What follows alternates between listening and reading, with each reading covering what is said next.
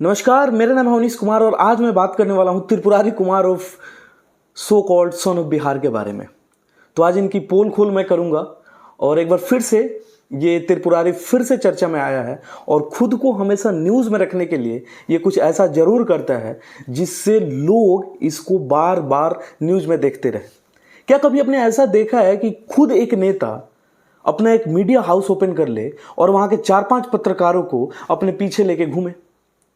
अभी तक तो मोदी जी इनडायरेक्टली बदनाम थे कि गोदी मीडिया को वो इनडायरेक्ट फंडिंग करते हैं जिसके कारण बीजेपी की वो लोग बुराई नहीं करते। लेकिन पहली बार इतिहास में, भारतीय पॉलिटिक्स इतिहास में, स्वतंत्र भारत के पॉलिटिक्स इतिहास में यह पहली बार हुआ है कि कोई नेता अपना मीडिया हाउस ओपन किया और उस मीडिया को अपने पीछे घुमाता हो और खुद अपना इंटरव्यू देता हो। ऐसा पहली बार इस देश में हुआ है और ये करने वाला करनामा जियो हो बिहार के लाला त्रिपुरारी है, यानी मनीष है। इस मनीष के बारे में मैं कुछ बातें करना चाहूँगा। जब यह पहली बार पत्रकारिता में आया था तो इसका मेन मुद्दा पत्रकारिता नहीं था। यह पहली बार आया था एंटरटेनमेंट चैनल को लेकर के, जो बाद में पत्रकारिता का रूप ले लिया। अब इसका कहना यह है कि मेरे पहले कोई डिजिटल पत्रकार नहीं था। अरे बेवकूफ़ आदमी, कभी लल्लन टॉप का नाम सुना है? लल्लन टॉप भी एक यूट्यूब वीडियो से ही शुरू हुआ था और आज देखो, आज तक का एक इंडिया टुडे का वो पार्ट बन गया है। तो तुम्हारे जैसे बेवकूफ़ आदमी जो 7-8 मिलियन एंटरटेनमेंट करा करा के सब्सक्रिप्शन ले लेते हैं, वैसे लोग अगर ये कहे कि तुम्हारे पहले ये पत्रकारिता नहीं थी तो ये गलत है। आज मैं तुम्हारी सारी पोल खोलूंगा और ये छपरा वाला जो कांड हुआ इसके बारे में मैं बात करूंगा। तो पूरा वीडियो आप देख के जाओ और इसका असलियत जान के जाओ कि आखिर ये करता क्या है, कहाँ पे वार करता है लोगों को और क्यों ये फेमस है। तो मैं बता रहा था कि ये सबसे पहले पत्रकारिता नहीं शुरू किया था, एंटरटेनमेंट चैनल शुरू किया था। और जब देखा कि लोग इसको देखने लगे और लोग इसको कुछ भी ये एंटरटेनमेंट कर रहा है, कहीं भी जाता था किसी भी जगह पे एंटरटेनमेंट तरीके से क्वेश्चन करता था, तो लोगों को भाई मजा आ रहा था। लोगों को क्या चाहिए? एंटरटेनमेंट चाहिए और ये एंटरटेनमेंट बिल्कुल सही तरीके से दे रहा था। अब इसने देखा कि भाई यहाँ पे ब्रांडिंग करने के लिए बिल्कुल सही समय है, तो ये ब्रांडिंग अपना चैनल कर लिया, मनीष कश्यप सन ऑफ बिहार। खुद को, स्वयं को, अपने आप को बिहार का बेटा बता दिया। अब बिहार का बेटा घूम घूम के पूरा माइक चारों तरफ करने लगा पत्रकारिता, और पत्रकारिता के नाम पे गाली गलौज और जितने भी फेक नेशनलिज्म और लोगों के मन पे वार करता था, पब्लिक सिंपैथी, फेक नेशनलिज्म और लॉ एंड ऑर्डर को वायलेट करके अपने आप को फेमस कर लिया। अब फेमस कर लिया तो भाई इसका ध्यान पैसे की तरफ गया। एक आयांश कांड मुझे याद है, जब इसको 16 करोड़ की जरूरत पड़ी थी, एक ऐसा इंजेक्शन जो 16 करोड़ रुपए का मिल रहा था। अब ये कितना सही था, कहां तक सही था, ये भगवान जाने। और इसमें इसको कटघरे में लाया गया था, इसको बोला गया था कि ये पैसा में से ये बहुत सारा पैसा खुद के घोटाले में लगा लिया, खुद खा गया है, उनको बहुत कम रुपए गया। तो ये हुआ। उस कांड के बाद ये थोड़ा सा और ज्यादा फेमस हो गया। उसके बाद क्या हुआ कि अब ये सोचा कि मैं तो मतलब बिहार का, समझो कि मैं लाल हो गया, बिहार वासी मेरे लिए कुछ भी ईंट पत्थर कुछ भी चला देंगे, अगर मैं जेल भी गया तो जेल को तोड़ के लोग निकाल देंगे। अरे त्रिपुरारी, तुमसे पहले बहुत सारे लोग यहाँ पे अपना सर कटा दिए हैं, लेकिन ये जनता है, तुम्हारी असलियत जानती है, किसके लिए लड़ना है ये जनता जानती है। चारा घोटाले में जब लालू यादव जेल गए थे तो कोई जनता जाकर जेल तोड़ के उनको बाहर नहीं निकाली थी, क्योंकि उन्होंने गलत किया था। तुमने भी वही किया। तमिलनाडु में जाकर 2 राज्यों को लड़ाने का तुमने जो प्रयास किया, बिहार वासियों के लिए तुम जो लाल बन के वहां पे घूम रहे थे, वो चला नहीं। एनएसए का तुम पे लग गया, अभी तुम पेरोल पे बाहर हो।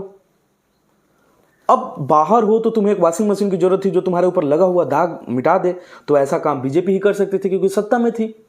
सारा ईडी और सारा जो उनका जो अपना डिपार्टमेंट है वो उससे तुमको बचना था, तो इसलिए तुम बीजेपी ज्वाइन कर लिए। अब बीजेपी तुम मजबूरी में ज्वाइन किए। तुम्हारा मेन मकसद क्या था? अपने आप को बचाना, अपने आप को धूलना, तो तुम धो चुके हो। अब तुम बीजेपी ज्वाइन कर चुके हो तो तुम क्या किए, इसी बीच में अपना एक स्टूडियो ओपन किया, न्यूज चैनल, और उसमें बैठ कर तुम डेली एक इंटरव्यू दे रहे हो। ये लोगों को गधा बना रहे हो। लोग गधा नहीं है और तुम ये समझ रहे हो कि अपने ही न्यूज चैनल में बैठ कर तुम रोज इंटरव्यू दे रहे हो तो लोग तुमको बड़ा आदमी मान लेंगे। ऐसा नहीं है। सबसे पहले तो बोलने को सीखो यार। तुम्हें तो बोलने भी अच्छे से नहीं आता। आ करके 2-4 वर्ड बोल लेते हो और जो फालतू जहां बोलना है वहां तुम एकदम फ्लुएंटली बोल लेते हो। सबसे पहले बोलने को सीखो। पत्रकारिता करना इजी नहीं है। तुम जो करते हो पत्रकारिता नहीं, उसको नंगा नाच कहते हैं। वो बिहार में ऑर्केस्ट्रा वाली उससे अच्छे कर लेगी। जो बिहार में ऑर्केस्ट्रा वाली के जो अनाउंसर होगा वो तुमसे अच्छा कर लेगा जो तुम करते हो।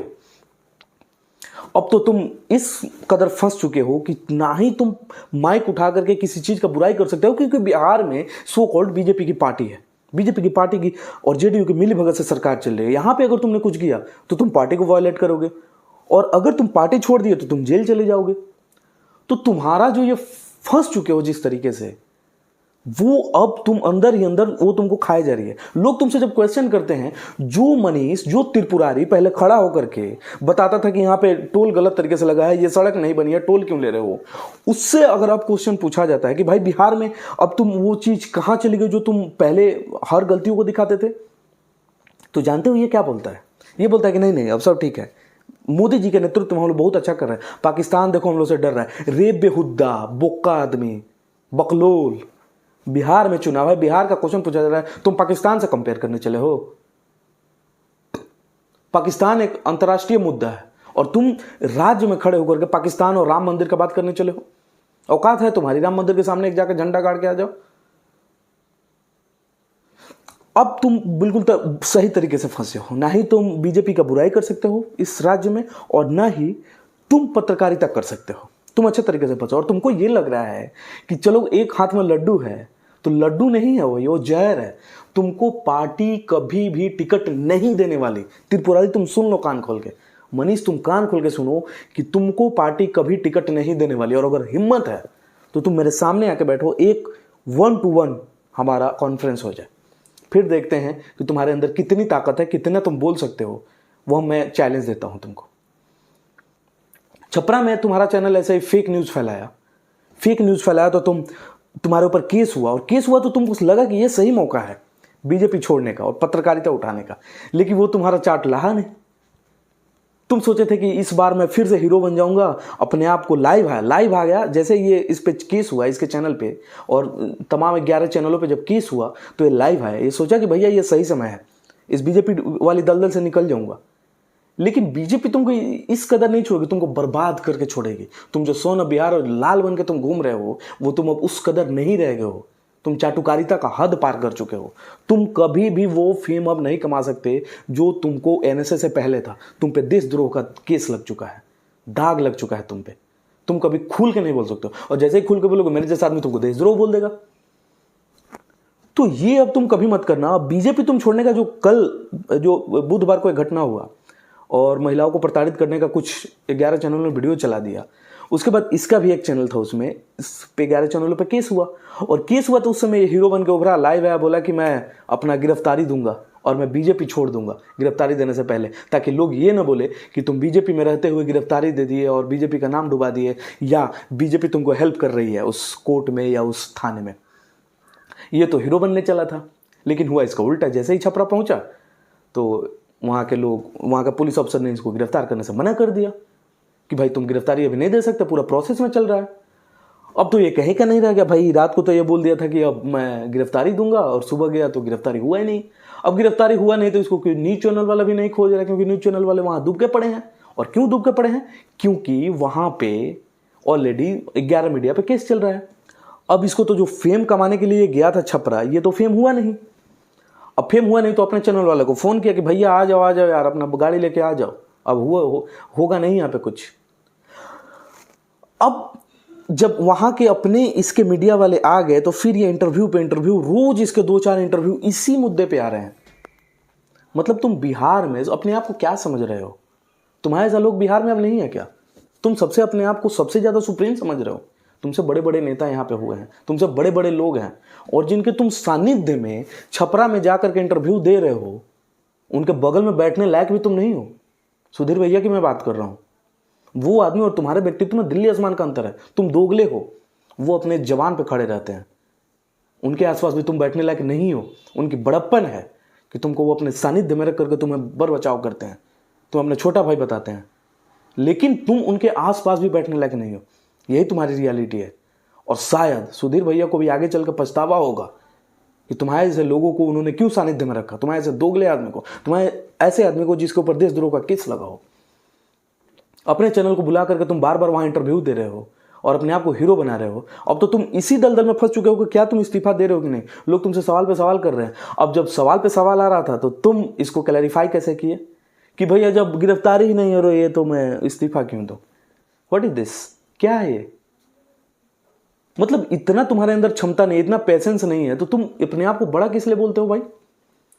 जब तुम इतना पेशेंस नहीं रखते हो कि जब तक पूरी केस जांच पड़ताल ना हो जाए, जब तुम्हारे ऊपर वारंट ना आ जाए, जब तुमको पुलिस कॉल ना करे, समन ना भेजे, तब तक तुम आ करके 1 से 1.5 घंटे के अंदर तुम लाइव आकर के क्या बिटोरना चाहते हो? सुर्खियों में क्यों आना चाहते हो तुम? तुम्हारा उतना औकात नहीं है कि तुम उतने बड़ी बड़ी बातें करो। एक या तो तुम न्यूज चैनल चला लो, सबसे बड़ा तो तुम अपने आप को पहले देखो कि तुम कर क्या रहे हो। तुमको पॉलिटिक्स में भी रहना है, तुमको अपना न्यूज चैनल भी चलाना है, तुमको अपना इंटरव्यू अपने चैनल पे ही देना है। तीनों में से कोई एक ही कोई कर सकता है भाई। या तो तुम नेता बन के रहो, या तो तुम अपना न्यूज चैनल चलाओ, या तो तुम बैठ के दिन भर इंटरव्यू दो। तीनों काम तुम नहीं कर सकते त्रिपुरारी, तुम नहीं कर सकते। और छपरा में जा करके जिनके पीछे तुम बैठ करके वहां घूम रहे हो, उनका बड़प्पन है कि तुमको घुमा रहे हैं। तुम्हारे से लोग को उनके पीछे भी नहीं बैठने देना चाहिए। तुम चमचा बनने लायक भी नहीं हो सुधीर भैया के। और ये वीडियो इस दोगले आदमी त्रिपुरारी के बारे में है, और मनीष कश्यप जो सो कॉल्ड मनीष कश्यप है उसके बारे में था। ऐसा वीडियो मैं बनाना नहीं चाहता हूं, लेकिन ये बार बार कुछ ऐसा जरूर करता है जिसके कारण मेरे को इस पे वीडियो बनाना पड़ता है। ये कोई मुद्दा ही नहीं है, ये बंदा कोई मुद्दा वाला ही नहीं है। बेकार, वाहियात, एकदम से बेकार बात करने वाला आदमी। और ऐसे आदमी के बारे में मैं वीडियो बनाना भी दूर, मैं इसका नाम तक नहीं लेना चाहता, लेकिन ऐसा काम करता है कि लोगों के सामने इसका सच्चाई लाना जरूरी है।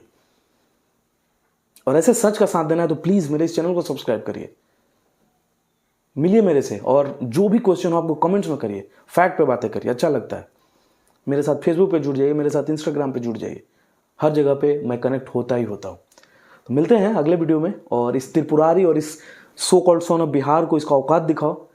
और जो सुधीर भैया के सानिध्य में, सुधीर भैया से भी मैं हाथ जोड़ के विनती करता हूँ, आपसे बहुत बहुत विनम्र निवेदन है कि प्लीज़ ऐसे लोगों को अपने सानिध्य में मत रखिए।